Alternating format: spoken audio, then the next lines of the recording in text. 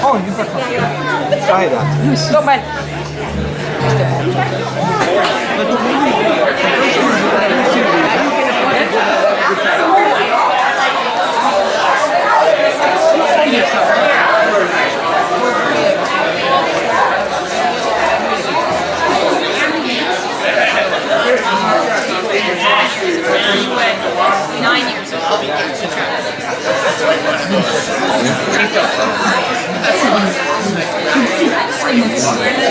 It's like a different country. So you know what? The people in the culture. All the, Yeah, that's why. all the other NTAs. You say they need a water.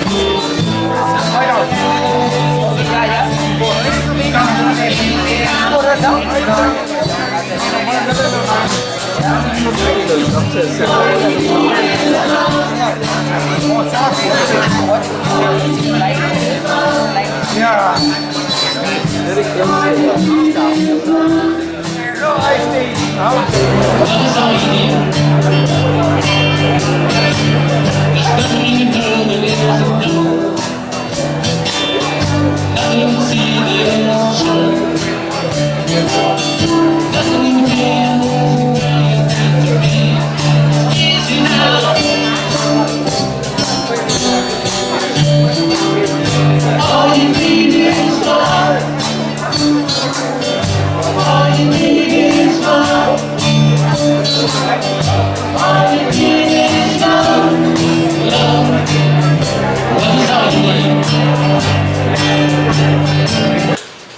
We have baked potato, we have chicken, we have ham, we have mashed potato, roasted veg, we have chicken biryani, halal, and we have dal, which is a gravy that goes with the chicken biryani.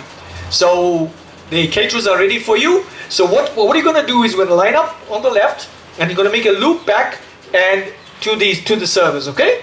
So thank you.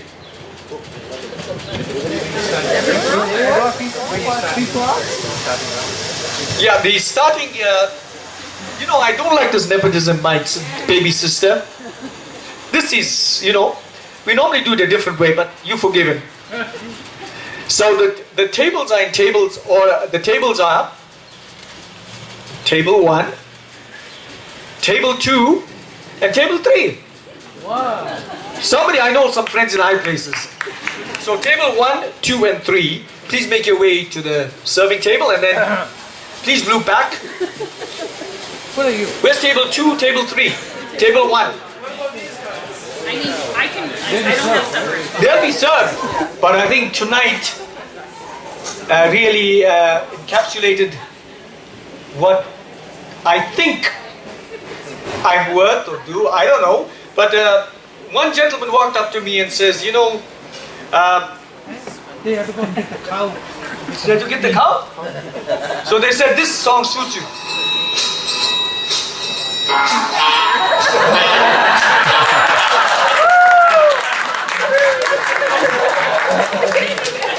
That wasn't my call. And then another guy walked up to him and says, heartburning, digestion, Pepto Bismol. Really? Come on, guys.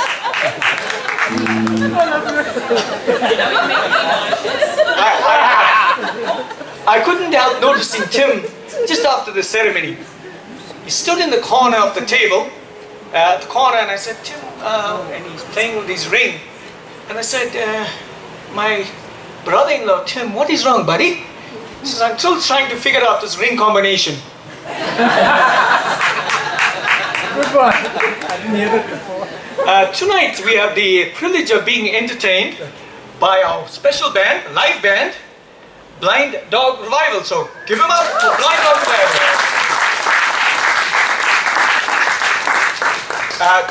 Today we're now going to call our lovely couple. And we're going to be cutting the cake. I think they're going to make the way there. And you please make your way there. While you're doing that, Pastor Trevor, you know, I really take my hat off for you. You know, Sarah is a very impatient person. And Tim is so ever patient. So Pastor Trevor called him for counseling, and he said, listen, Sarah, I know you are impatient, but you can learn to be patient. But when I perform the wedding ceremony, there's 3 things that I do when I perform the wedding ceremony. I talk about the aisle, I talk about the altar, and then I talk about the hymn. Sarah, I want you to remember this. So when you're walking down the aisle, think of what I told you. And poor Sarah, my baby sister with the head down, she's saying, I'll alter him, I'll alter him. Thank you, Tim. So you can focus your hair there, please. Tim. Oh. And the cake topper was made by his son Luke. That's not in orders today.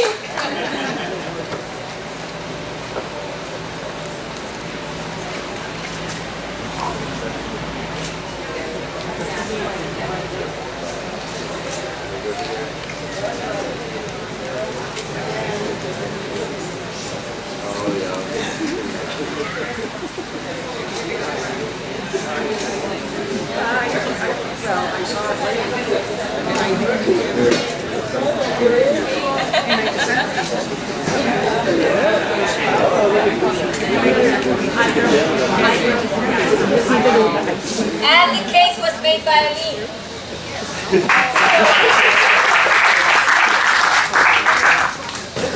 Thank you very much, Tim and Sarah. No wedding function will be complete without speeches. And tonight is no exception. So we want to welcome Ken Vanderwekken, Tim's brother, to say a few words on behalf of, a lot of words on behalf of Tim.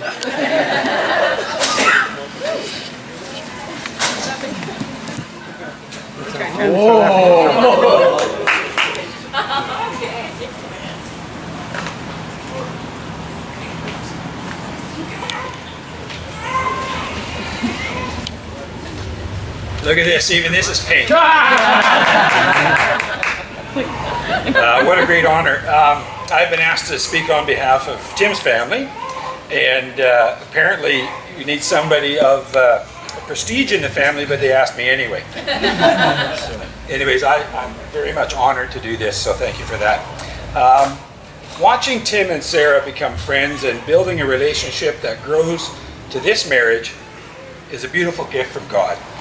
He has created each of you in very unique ways and shaped you into the persons you are and saw fit to bring you together to this marriage. So I want you to listen to these words, bring you together to this marriage. So I'd like to take a moment to build on this by using the analogy of Tim's art of knife making. I don't know if any of you have seen the knife back there. Pretty incredible stuff, right? So it's called a Damascus knife. So Tim takes 2 separate and different types of metal, each with its own unique properties of hardness, texture, and color. He welds them together, heats them in a forge, and uses hammers and presses to shape the metal into another block of metal. He then heats it in a forge again, hammers and presses it again, and then shapes it into something that resembles a knife. He then shapes, sands, and polishes it and produces a beautiful work of art. Most of us have seen these knives and marveled at their beauty and the skill needed to make them. The same could be said of Tim and Sarah. 2 people with unique gifts and abilities are brought together. Each person has different properties and has had different experiences, including hardships, that have made them into 2 strong people. You are now married or welded together, and you will be forged into a shape that will be worked and pressed into a relationship that will become more beautiful at each step. God is the artist that is blending these 2 persons and forging them into a beautiful work of art. So I said earlier that I wanted to use the knife-making analogy to describe this marriage, but then I thought about all the hot forges, loud hammers, acrid smoke, exploding paint cans. Yeah, these guys know what that is. And to say nothing of the endless sanding and polishing. This all sounds very harsh, a very harsh way to make something beautiful. It also sounds very complicated, and I really don't understand the process very well. Do you? I mean, have any of you had Tim describe knife making to you? You all know what I'm talking about. Tim goes on about this metal and that, about the hardness of each metal and how forging can change that and quenching and so on and so forth. Frankly, Tim, we're amazed by your skill, but we do a lot of nodding and smiling. So let's use a different analogy, a more beautiful and pleasant analogy. Wood turning. No hot forges, loud hammers, just friendly wood with awesome smells and soft grains. You see, God created countless species of trees, each with its own beauty and strength. They grow in their own unique ways, and the experiences of each tree give each one its own beauty. I would like to talk about two of these species, the walnut and the birch. The walnut tree grows in a different land. The wood is dark and is prized for its incredible beauty and texture. The birch tree grows locally. The wood is light and strong and is prized for its strength and durability. As a wood turner, I love to combine these two species into projects. The contrast of the colors and the beauty of the grains results in an amazing finished product. I wanted to make something for Tim and Sarah that brings out the beauty of God's creation, but also signifies the beauty of your marriage. Please open your gift.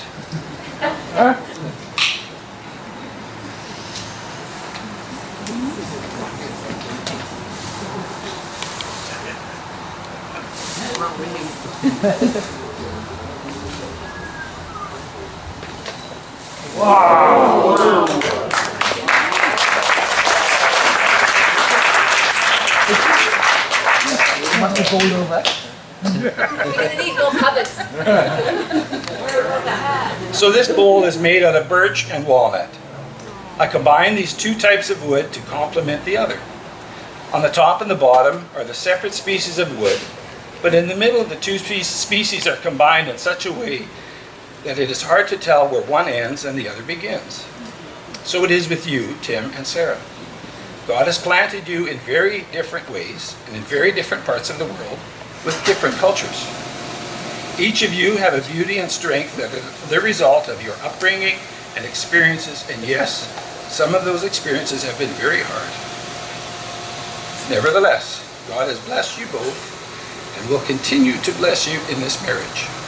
So when you look at this bowl, remember how God has formed you and brought you together and made you into something that is hard to tell where one of you ends and the other begins. Thank you.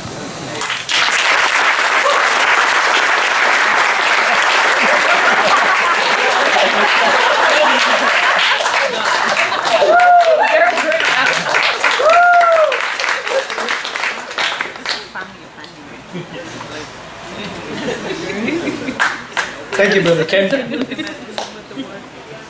It is our privilege to, well, I would say my privilege is the patriarch of our family, the head of the head of the head. If you were in the royal lineage, you'll be the head of the throne. I welcome my brother, my eldest brother, Kanam Raju, who is, of course, Sarah's eldest brother.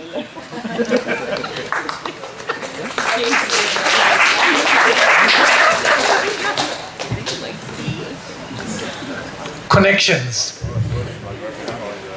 Connections bring people together, bring lives together, and sometimes these connections become so solid that they last a lifetime. There are various kinds of connections.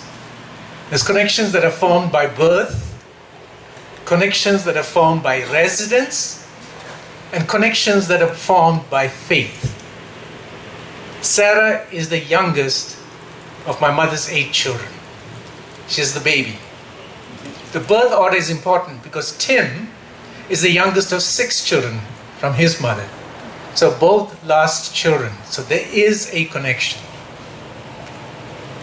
Some of you are under the notion that the youngest children are the spoilt ones. But there is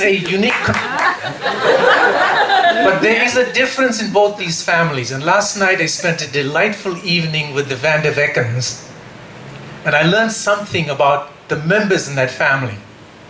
One of the sisters whispered to me, "Do you know who's the spoilt one in this family?" I just assumed it's Tim. They said, "No, it's Opa Ken."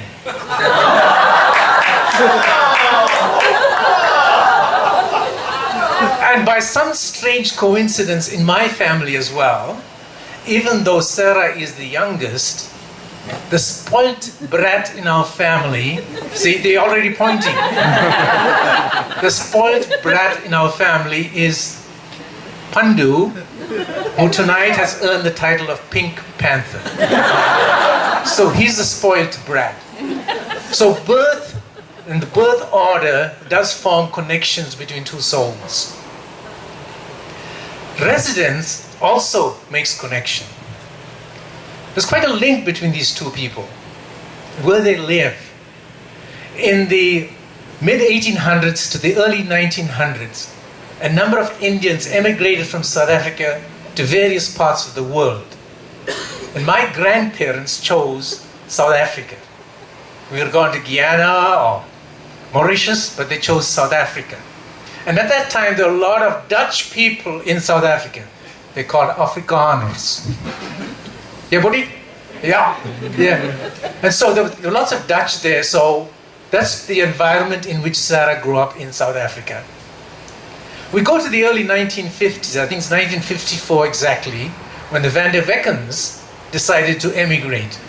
And instead of choosing South Africa or New Zealand, they chose Canada.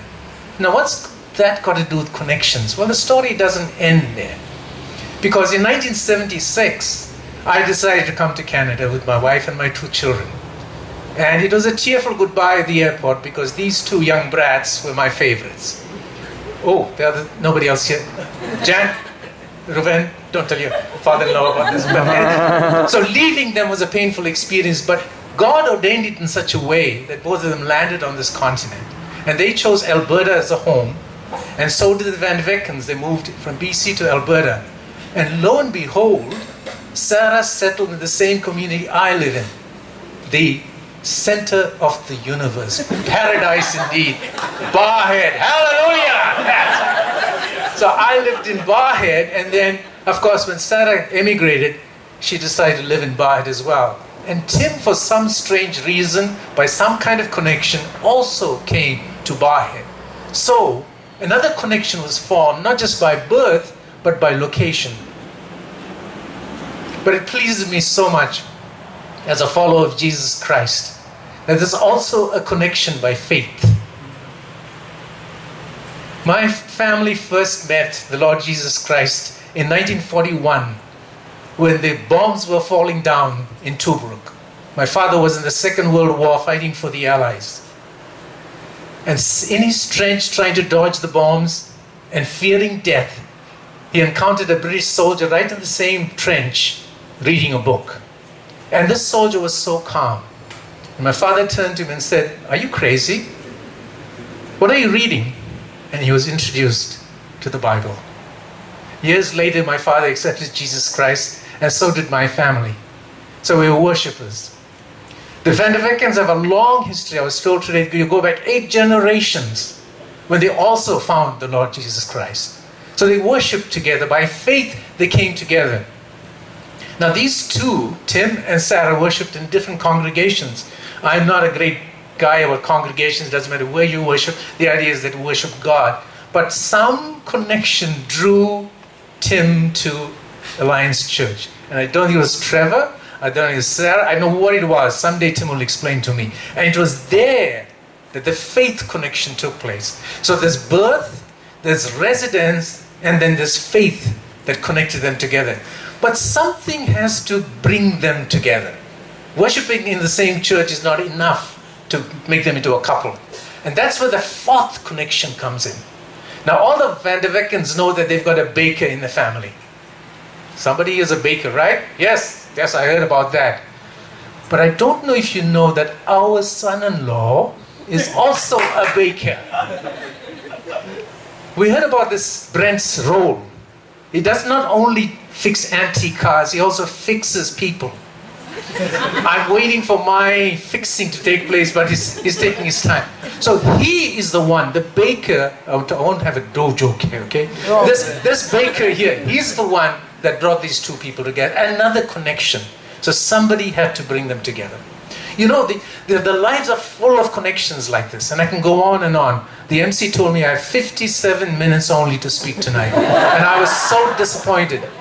Now you must be wondering, why 57? Why 57? That's 57 years ago. I came from school, I was teaching at that time, and somebody told me on my staff that my mother's home. My mother's back home from the hospital, so I rushed home, and my mother handed me this precious child, who's my baby sister, 57 years ago. And she's still my baby sister. She'll always be my baby sister. She's got a lot of attributes. And I know that Ken was supposed to speak on behalf of the family, but he went to woodwork and I know, but anyway. I'm looking at some of your faces and I know that you know Sarah very well. You know her at work, even though you call them a bossy lady or something, but you know her at work. A lot of you know her from church. But you also know that underneath this beauty is an incredible woman. I think, in my opinion, and I've encountered many women in my life, she is one of the most wonderful women I know. Stop laughing. I'm a school teacher, I do meet women. Okay, so there's something special about Sarah. And I think you know Sarah's temperament, you know the kind of compassion she has. I know she literally prayed for a number of you under this roof tonight. I know she did that. And she reminds me of the Proverbs 31 lady. And most of you that are familiar with the Proverbs, you know about this wife that's incredible. And the psalmist praises this lady. But there's one line in there that really touches me. It says, the woman that fears the Lord is to be praised. The woman that fears the Lord is to be praised. And my sister loves and fears the Lord more than a number of people I know. So she deserves all the praise that God wants us to bestow on her. We are proud of you, Sarah. Thank you for that. And then there's another one that I'm going to talk about. And there may be some Catholics here and you may be familiar with St. Francis of Assisi. Well, if you're in school, you'd have learned this story as well, the song as well, or this poem as well. And in that prayer, the prayer of Francis of Assisi, the person asks God, the saint asks God, Lord, help me.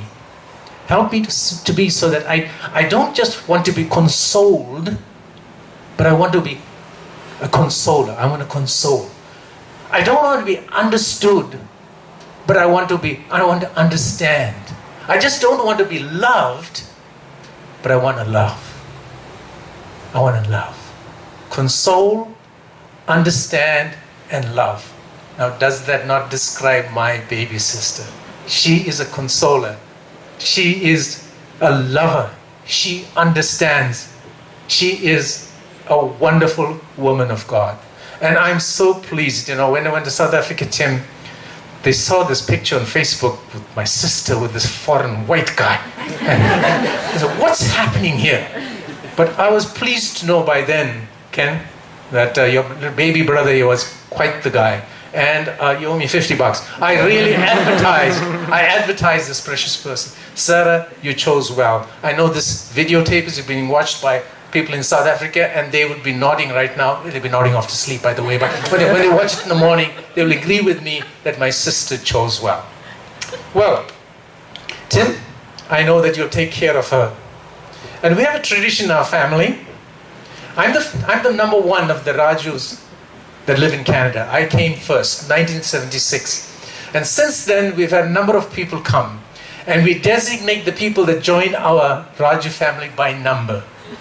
Until recently, we had number 41 join us. And would 41 please stand up? Oh, yeah! And just the day before she became number 41, number 40 joined us. And I'd like the grandparents to stand up. My son became a grandfather. Yeah. So 40 and 41. So guess what number Tim is? 42. And I've prepared a certificate of membership. It says Raju Canadian Clan. Awarded to Timothy Vanderwekken, 42nd member of the clan, inducted on the 4th of September 2021 by virtue of marriage to Sarah Raju, signed on 4th September 2021, Father Abraham of the Raju Canadian Clan. Thank you very much. God bless you.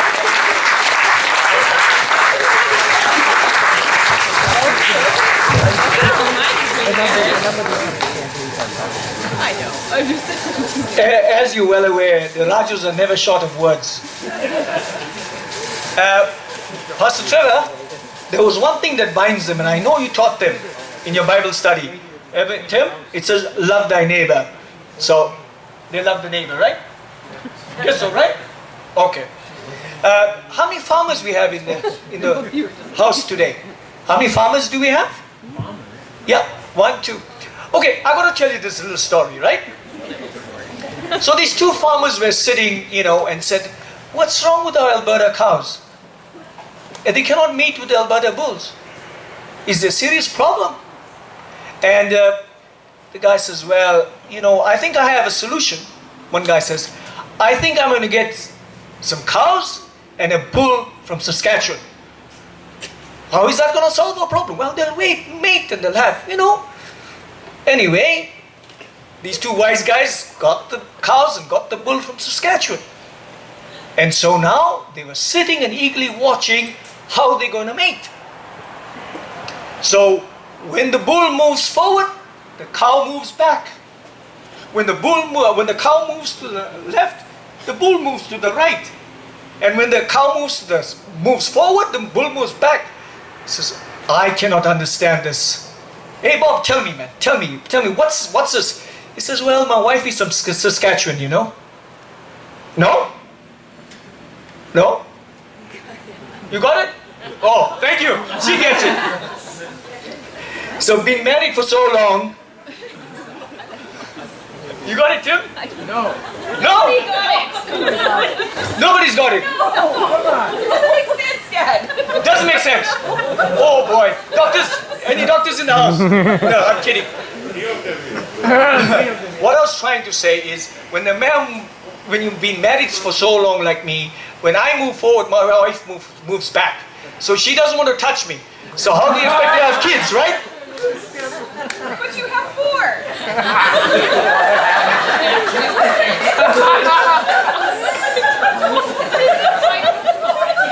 Yeah, we have 4 kids. We're blessed. They're not from Saskatchewan, none of them. So Mark, we're pleased to welcome Mark, who's going to speak, is a friend of Tim, who's going to speak to us tonight. Give him a big hand as he comes to the podium.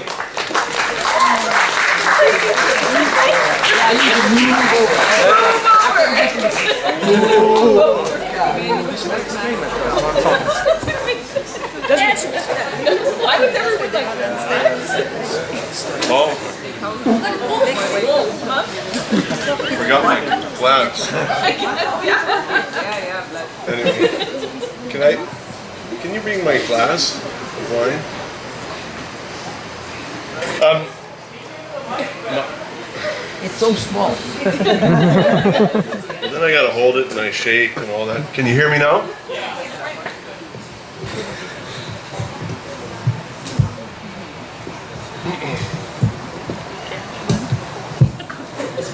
Ray, do you need a manual? Thank you. My name's Mark Freend. I brought Tim to Barhead.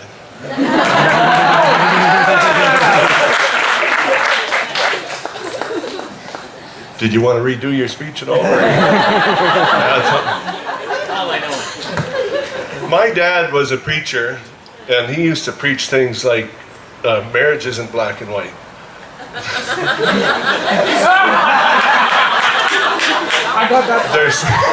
There's some shades of gray, but he was wrong. My parents were good good friends with Tim's parents in Lacombe, and we left. Sarah, I don't know Sarah real well, but I do know each time I have visited Dr. Wall or one of the other quacks in the clinic, she has been an efficient force that has given me confidence and hope. I've known Tim for a long time. We went to school till grade 3 together. We were separated for quite a few years, and then he phoned me and he said, "What about Barhead?" And I lied, and he came to Barhead with his family. Tim and I are quite a bit different. I can't hold a job. Tim is respected in the community. I drive a skid steer. Tim doesn't swear. People like Tim. People don't question whether Tim's a Christian or not. Tim has red hair, and I'm attractive.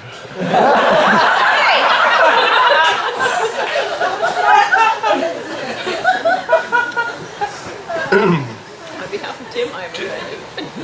Tim is the only person I am completely loyal with, my mechanic, Tim, and also my wife, Janet. 90% of my adult 90% of my adult friendship with Tim has happened inside his shop. We haven't fished, we don't hunt, we haven't gone out drinking together, and we've never really fought. He is a man who I've taken my vehicles to be fixed. I've spent millions of dollars in his shop, and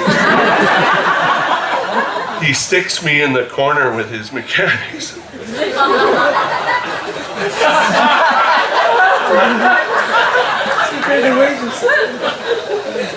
The actual fact of the matter is what I got isn't a car that runs well. It's a friend who took care of me.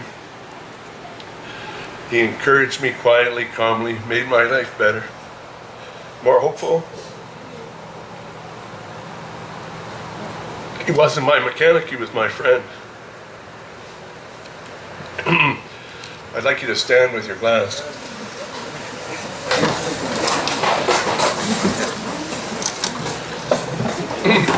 And I'd like you to repeat after me.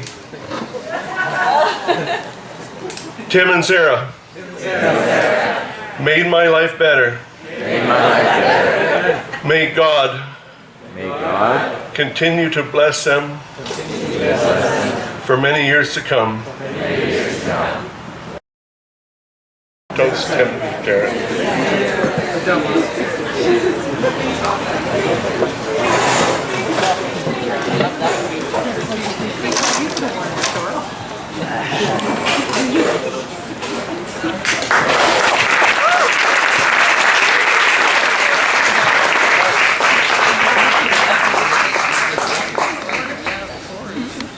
Thank you, Mark. We are blessed tonight to have a double toast. And we're going to call Tim's son Adam, who's going to propose the toast. Where is Adam? Where art thou? Thank you.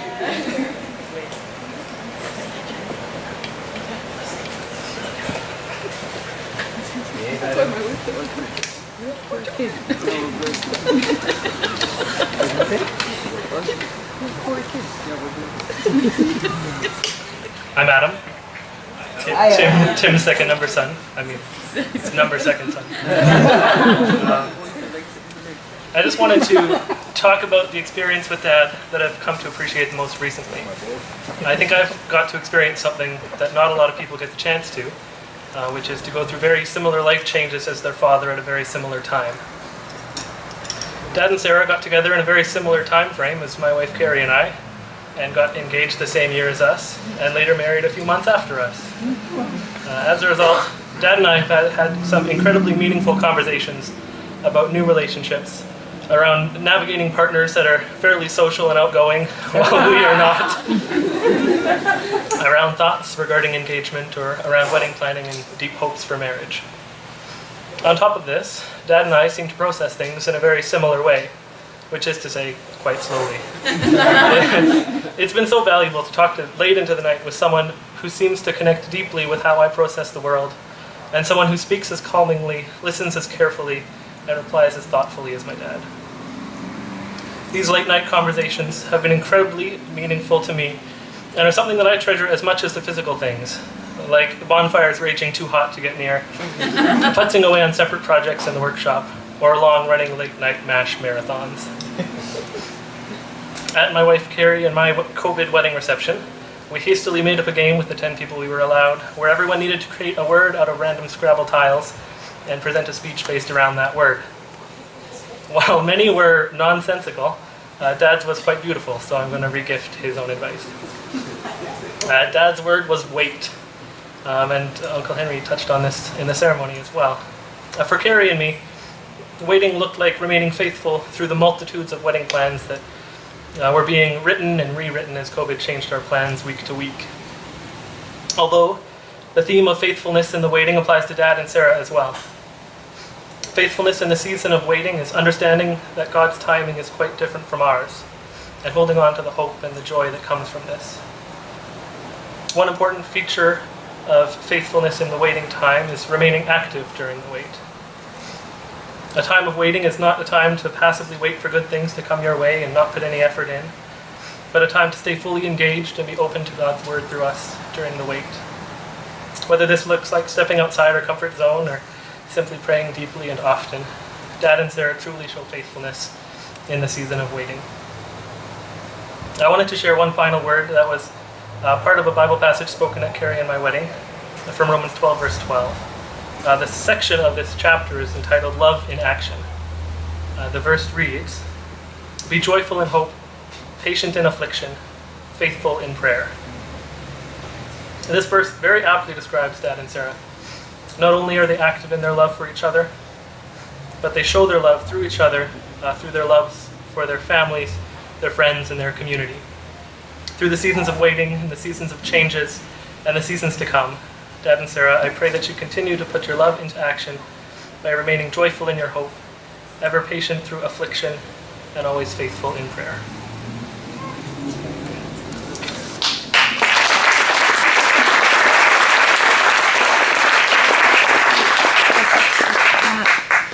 Thank you, Adam. We now call upon Brent and Christine Hove for some trivia time. What is Jeopardy?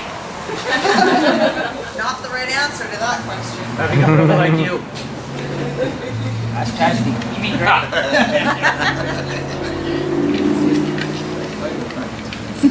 Well, that's a pretty tough thing to follow. I think so.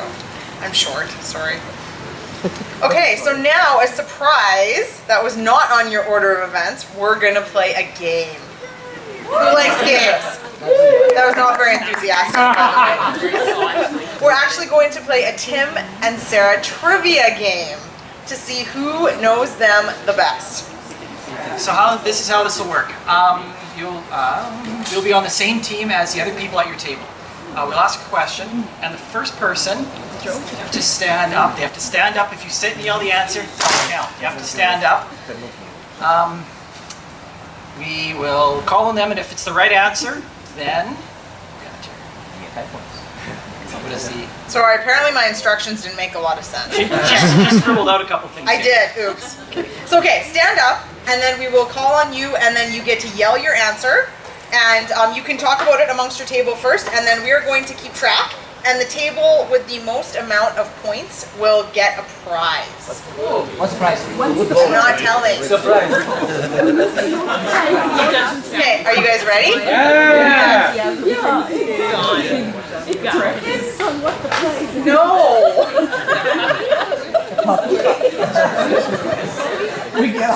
So question 1. Where did Tim and Sarah get engaged? I always thought it was Ken.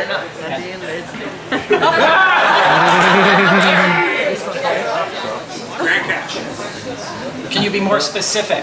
Just because it's you. It was on a mountaintop. Close. Are we going to accept that? Yes. Oh, yeah. Oh, yeah. The bosses said that. No, sorry. That doesn't count.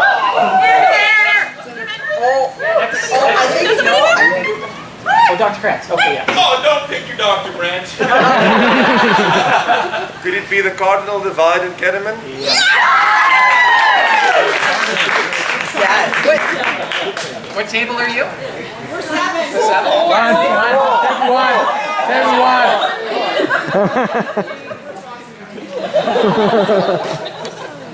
So by the way, the cardinal divide is an elevation of almost 7,000 feet. Okay, question number 2. Who is older? Oh, I think Nathan was pretty fast on that. Sarah's older by 4 months. We're not going to accept that because you have to get the amount of months correct. Well, I have to. That's not right. Incorrect.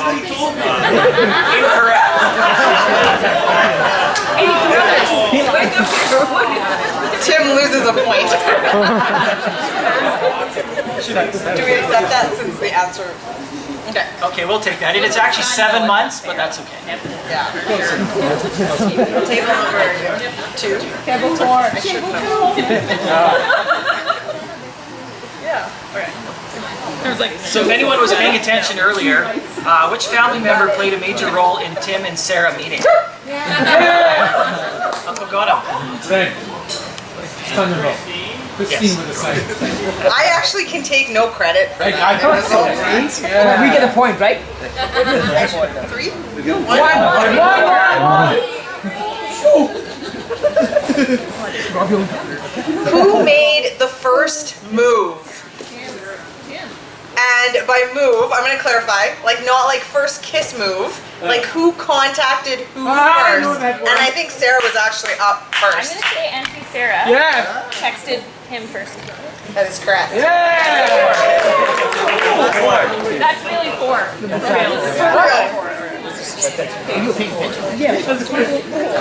Okay, so the next one is a true or false. You gotta be really quick on this one.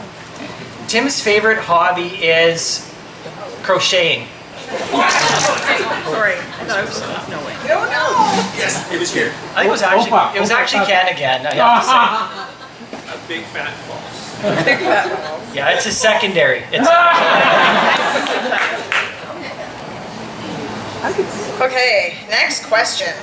Who has traveled to more countries, Tim or Sarah?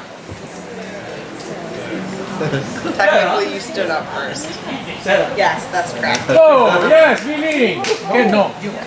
The grandfather. Okay, next question is multiple choice. When did Tim and Sarah start dating? A, September of 2020. B, June of 2019. C, April 2019. Or D, January 2020. Should we read it one more time? September 2020, June 2019, April 2019, or January 2020. Sarah's very quick on the ball here. The other Sarah. I'm gonna say June 2019. Incorrect. No! Okay, so then I think Jen was next. D. Yes. Oh. No. Wait, sorry, okay. What did you? April. Yes, that's correct. April of 2019.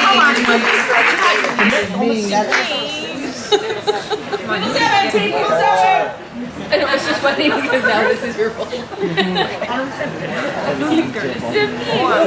So next question. Between Tim and Sarah, how many kids do they have, including spouses?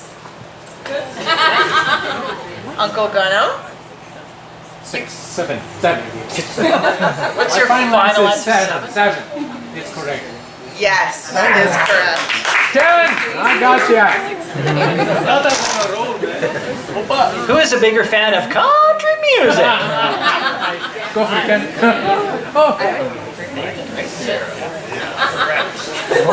Sarah is a bigger fan of country music. Apparently, because that's the only station they get in the clinic, is 97.9 the range. So I never thought I'd see the day when my mom actually liked country music. But anyway.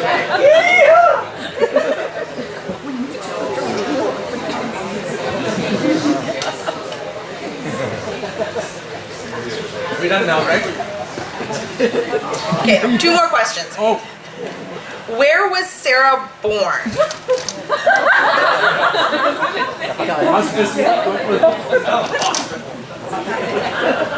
A little more specific than that.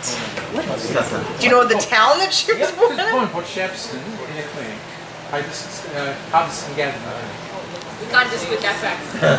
You can't dispute that fact, right? I wasn't born then. The what? The harvest garden? In gathering. Harvest and gathering clinic. Harvest Clinic for and pregnant. Gathering Clinic. In Port Shepston, South Africa. Second best place in the world. Yes. Okay, last question for all the marbles here. Where are the newlyweds going on their honeymoon? This is a multiple answer question, so I think you guys should. If you get one right, you'll get 1 point, and then we'll let Henry go. Yeah. Well, do you want to actually guess? There's Waterton. You don't have to go. Just one answer is good. What is it? I can name all. If it's all points, you don't get it still. It goes like down. Be louder. Loud next. Waterton, Preston, Nanton, Halcyon Hot Springs, Overlander Lodge. Yes, we're following that. So you playing tonight? Actually, tonight, the change of plans. Tonight is the Sunset Cove Motel.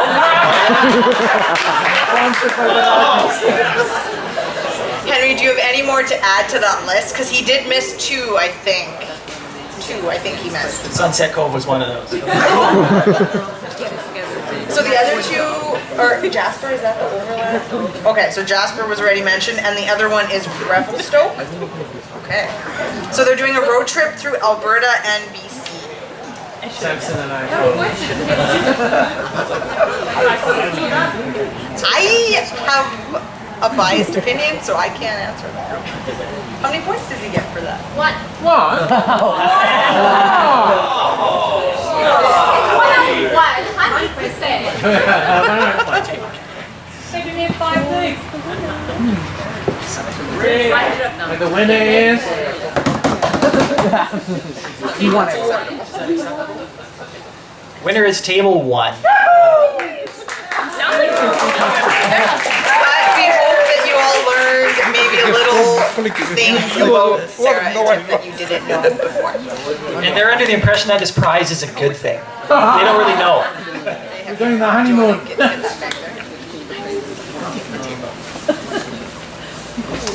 This is a really good prize to give to some people that are diabetic. The Pink Panther gets it. It's really just chocolate bars, guys. Re-gift. Oh, you don't need Thank you. Thank you.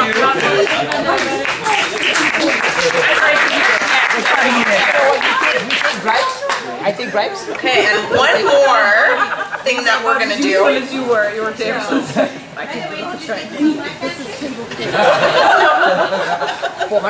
So, fun fact, did you know that out of 95 wedding guests, there are 2 Sarahs, 2 Marlenes, 2 Marilyns, 3 Trevors, and 3 Jennifers. That's high odds. So what we're going to do next is we're actually going to do a draw for the beautiful metal centerpieces that you see on each of your tables. So they were actually, those centerpieces were handcrafted by our talented groom, Tim, with the help of his son, Luke.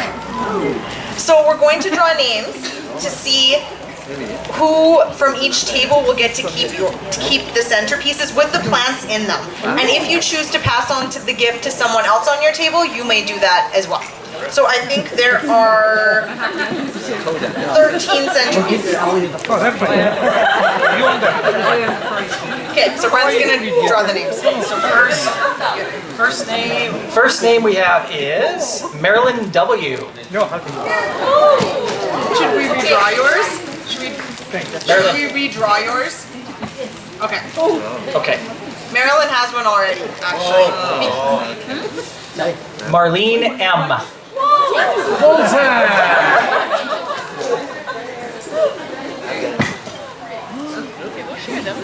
Dr. Burness. He's not here. Okay. I'm gonna end up reading all the names out here. Trevor Crow.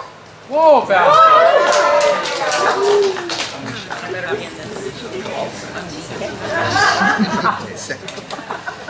Orla. Whoa, Irish girl.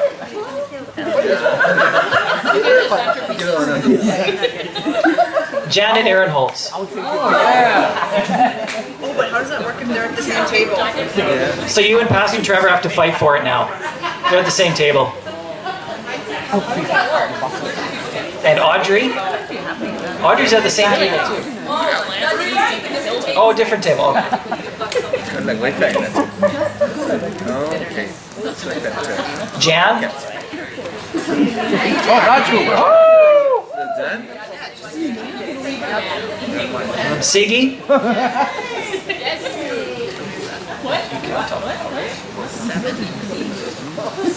Doreen? Wow, at the same table. Oh, that table over there, I think, picked our drives. Vernon? Yes! Oh. The Calgary man.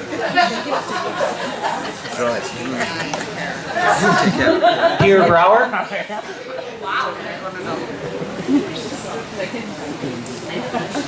Erna?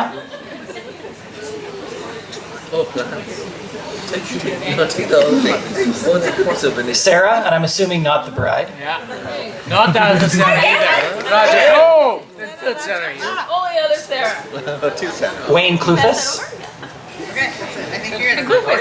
That's the one.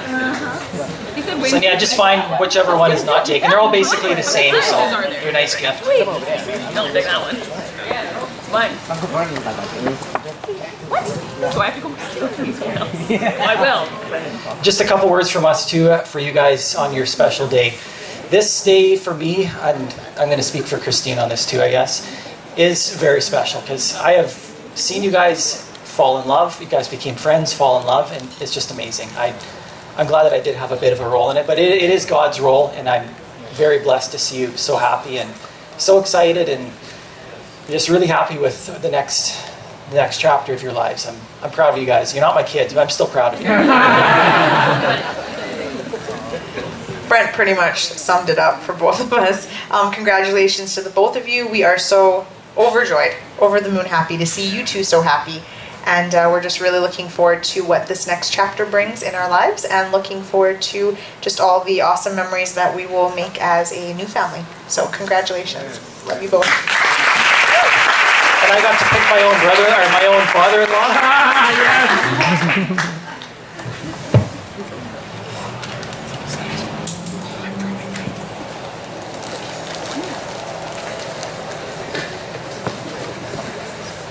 Thank you, Brent and Christine.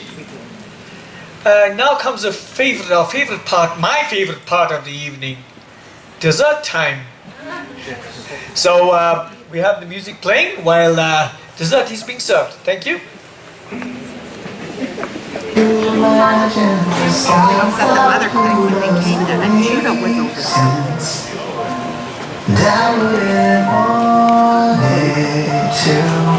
If I could capture this moment, hide it away, I could never live it again. Every day just a dream away. As the music dance with me, as we love your feet, and you and me.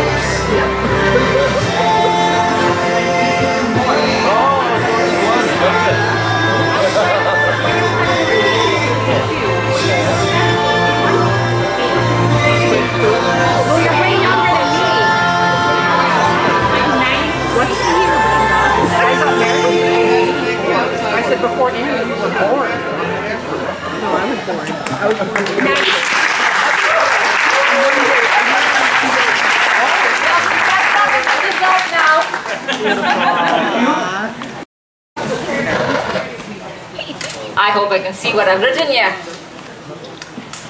Elizabeth Barrett Browning penned these opening lines in a well-known Sonnet 43.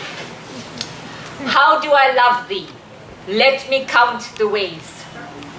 I'm not a poet, but I would like to add or adapt those lines to read. Why do I love thee? Let me tell the ways. Tim, I love you for your deep and abiding faith in God. From the first time that we spoke, you told me that God was number one in your life and that you desired to do His will and to seek His face in all of your decisions.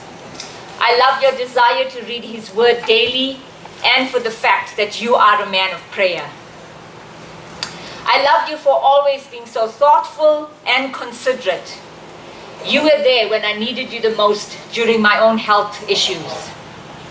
You always hold my hand on uneven ground, just to make sure I am safe.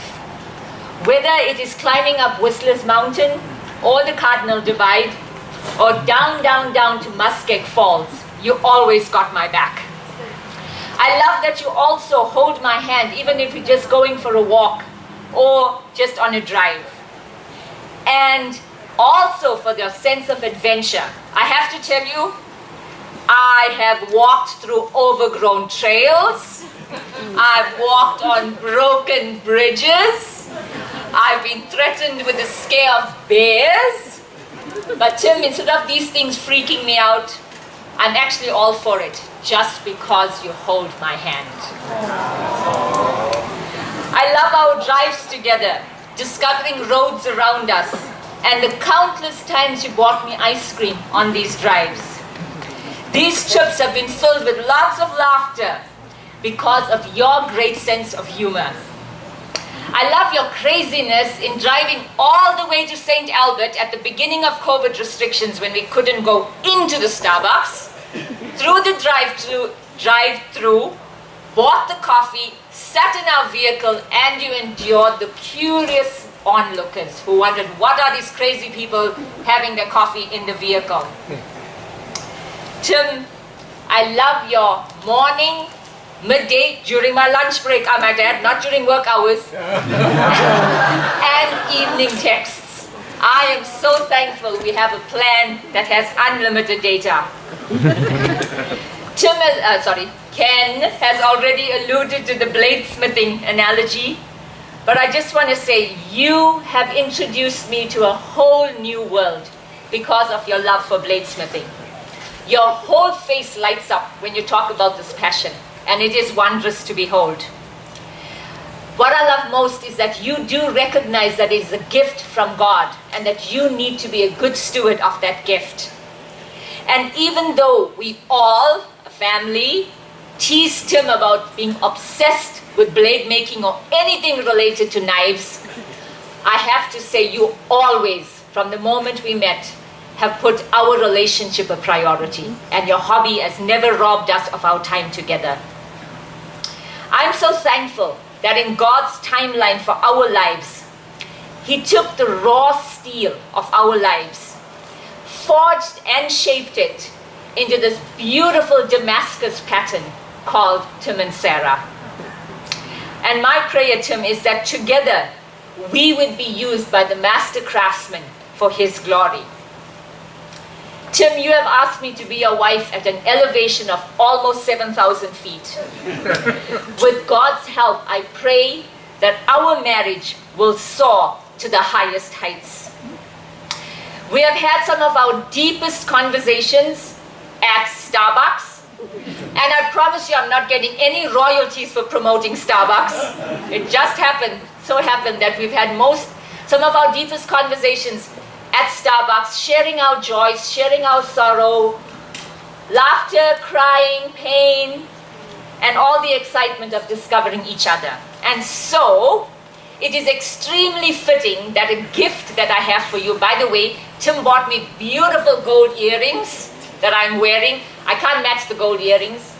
However, in keeping with the Starbucks theme, which we're going to have shares in one day, I'm going to give you a gift of all things Starbucks related. We are going to be doing a vote of thanks after Tim gives his speech, but I again want to say thank you to my son-in-law Brent, who actually pestered us, I mean that, years ago. You two people should get together, just go for one coffee date. And of course, being the shy person that Tim is, not me, we waited, but you know what? And then I think Brent gave up after that and said, that's it. If y'all want to decide to go out, fine, but I'm done.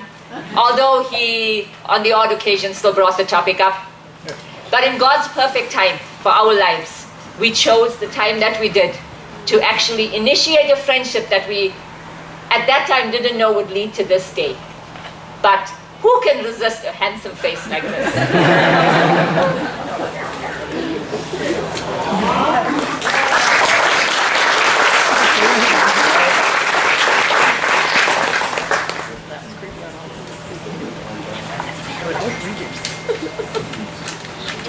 Again, I got a tough act to follow. For those who think I might be singing, you're dead wrong. Go for it. The night's not over. Okay, all right.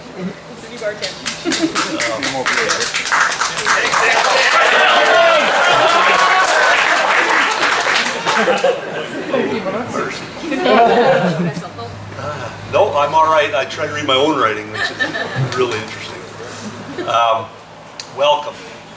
Welcome. Thank you for sharing this day with us. It's been quite a day for us, for me. Thank you for everything. Thank you, Mr. Now, it's hard to be truly thankful without acknowledging the events that have brought us here. The losses endured, though significant at the time, were necessary so that God could show us His way through grace in due time. His word for me has always been, wait, be patient, trust me, and in due time. And He has proven Himself again and again faithful to His promises.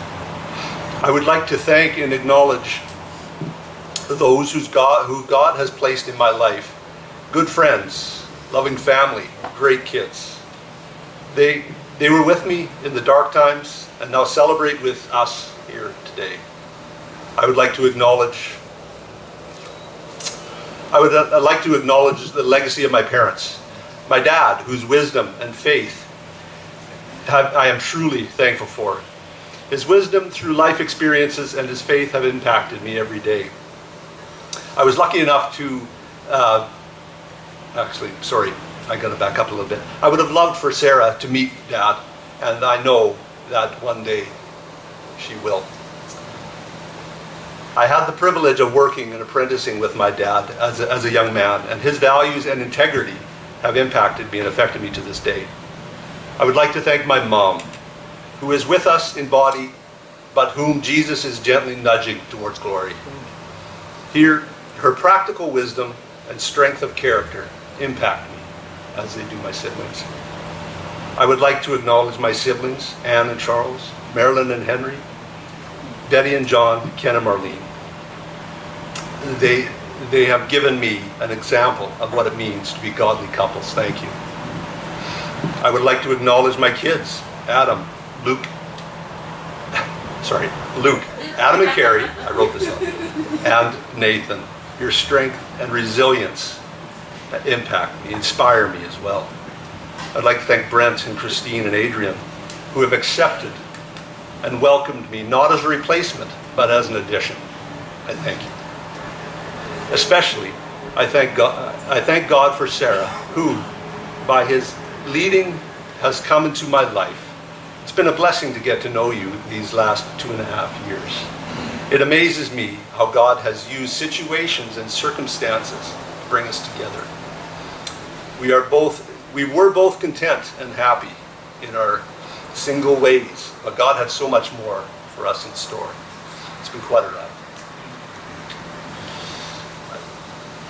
It's been great to get to know Sarah's family better, her kids, her siblings, and the great array of nieces, nephews, cousins, uncles, aunties, brothers-in-laws, sisters-in-laws, school teachers, former pastors, professors, Sunday school teachers, mailmen, classmates, Bible study ladies, and a few more. I am proud to become part of that story. My pages are out of order. I'm especially thankful for Sarah, her passion, her faith, her caring servant heart. Truly, truly a gift to me. I look forward to spending the rest of our days as God has given us breath. God is good. Thank you.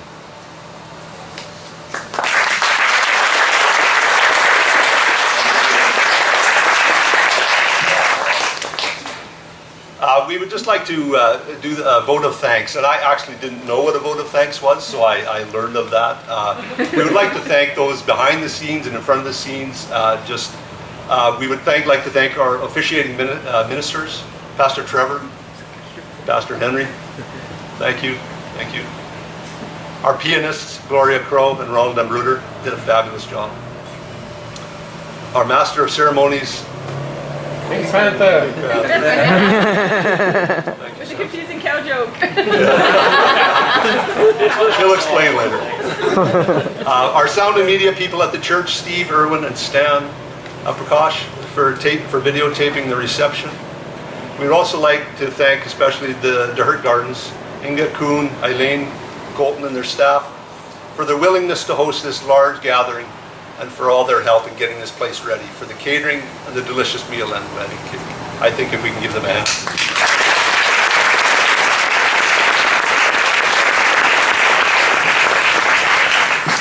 I guess I'm having the last word. I hope this is not a pattern for our marriage. So I want to thank also those who are responsible for decorating the church and the greenhouse. Brent and Christine, well, beside the Hurt Garden staff, Brent and Christine, Madeline and Annette, and the ladies who helped set up at the church for the tea and for the cleanup as well, family and lovely Bible study ladies. Thank you so much for doing that. Our photographers, wall-worthy images, Nicole and Natasha, you girls are awesome. Our ushers, Ken and John, and their lovely sense of humor. So thank you, Ken and John. And to Blind Dog Revival, we're going to be hearing more from them during the dance, so we're looking forward to that. And then Tim has already thanked our families, but I just want to say to the Vanderwekken family, thank you so much for just being so welcoming from the moment I met you all. I know a lot of it was out of curiosity. Who is this woman that Tim is bringing? Lots of surprise. But I just want to thank you all so much that you all have been so welcoming and loving. And from the moment I met some of you, the Alberta ones, and I had the privilege of meeting Anne of the BC ones first, but just for being so welcoming to me and making me feel so much part of the family. And we know that your wishes are that we would live a happy life, and how happy you all were for us. And then to my own family, my siblings, as Tim said, not the mailman, not the postman, but everybody else. I just want to thank my family. They have been such a support to me throughout the years. God has blessed me with more friends than I have time for.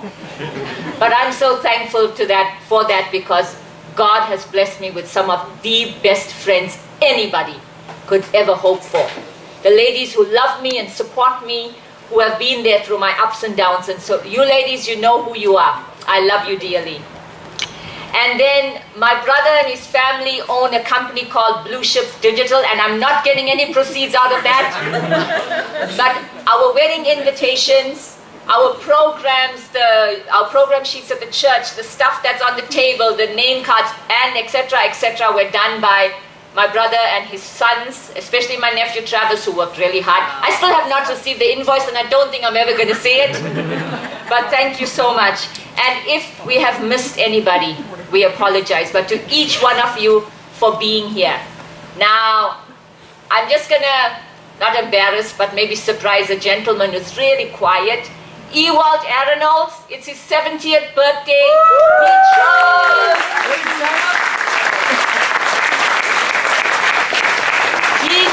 He was so willing to do sound at the church and even accept our invitation with his wife Janet to be at this reception. So Ewald, we appreciate your sacrifice. You could be out there partying, you chose to be here with us. So, God bless, have fun, it's time to party!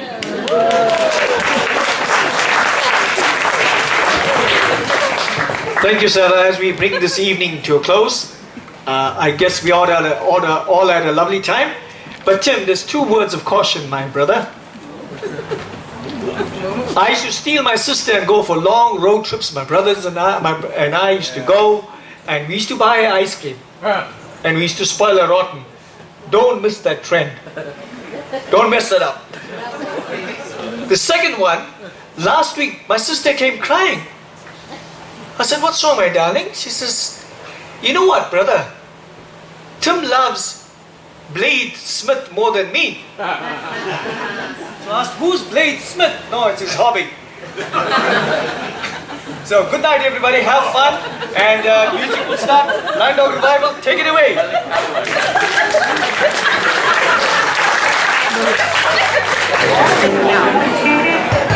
Check 1, 2. Ladies and gentlemen, the Raju clan are about to present to you a South African line dance song called Jerusalem. So we'll get our leader, Prakash Raju, and Adrian to start playing the music.